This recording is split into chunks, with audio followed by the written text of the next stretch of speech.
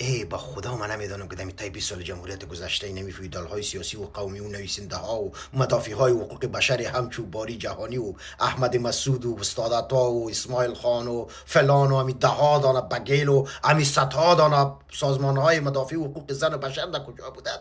دمی 20 سال جمهوریت گذشته اینمی اطفال، زنان، مردم ملکی قندهار، هلمند، ارزگان، فرا، خوست، پکتیا، پکتیکا، ننگرهار، لغمان و در مجموع همی مناطق پشتونشین بشر بودن یا نه؟ خونشان رنگ داشتن یا نه؟ چرا او زمان خاموش بودین؟ آیا کور بودین نمیدیدین که از بالا بمبارد میشد مکمل قریشان از بین میرفتن؟ آیا نمیدیدین که در ملتای شبانه دهقان طالب گفتم میکشتین؟ 100 رقم ظلم میکردین، در کابل بالاشان رشخند میزدین، بالای زبانشان رشخند میزدین. او بیادر امی کسایی که امیال انتقاد میکنین او انسان های بیشرم، آیا دمی وزارت دفاع داخل نشده بودین؟ وزارت داخل نشده بودین؟ وزارت امنیت داخل نشده بودین؟ دمی ده ها سکتور امنیتی و مختلف دیگه داخل نشده بودین؟ نمیدیدین که 90% تمام کرسی های پر از پول، 90% تمام کرسی های عالی در دست شمالی تلواله بود، در دست حزب جمعیت بود، در دست شورای نظار بود، در دست دزهای چپاولگر بود.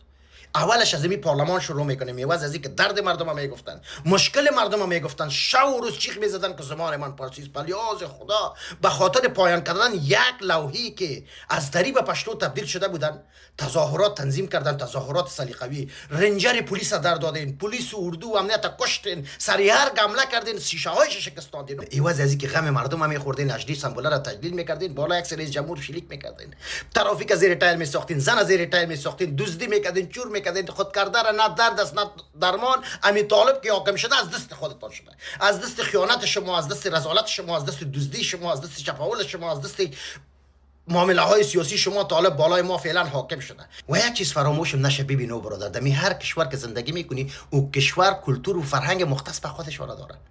برادر باید احترام بکنی. در امریکا مجبور هستی به یهود احترام بکنی، به عیسوی احترام بکنی، به پوشاکش احترام بکنی، به گپ زدنش احترام بکنی، به افکارش احترام بکنی. افغانستان هم همونطور است.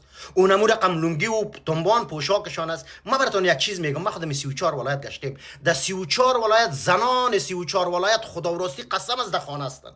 در 20 سال جمهوریت در خانه بودن. بسیار مردم اندکش بیادر به تحصیل و این گپا بیادر تن میدادن. من از استاد بزرگوار جهانی صاحب شروع میکنم تا پایین از همتان میپرسم.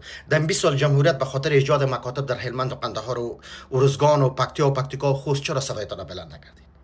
چرا؟ بیاین نشان بدین کدام پروژه ها را سپردین. بیاین. وقت چرا کور بودین، چرا کار بودین، هیچ چیز نمیدیدین، فقط برادر چوکی و وزارت، موتر زره، لپجه، بگیر و نمان، خلاص. حالا که برادر از دستتان کل چیز رفته و عقدایش از ما مردم بیچاره میکشین.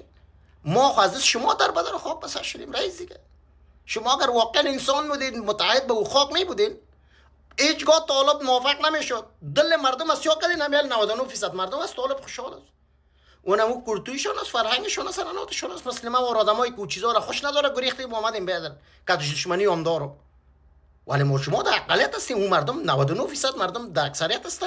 اونما دوست دارن لنگی داشته باشن، دوست دارن 5 وقت نماز بخونن، دوست دارن روزه بگیرن، دوست دارن تمام اصول اسلامی را بالای خود عملی بکنه دیگه. مثل ما واره که نمیکنه اینا ما بیرون شدیم دیگه رئیس. خدا تعالی به هدایت بده که مکتب واس کنه، حقوق زنان البته انسانیت پیشه بکنن و بالاخره مردم افغانستان بگذارن زندگی بکنن.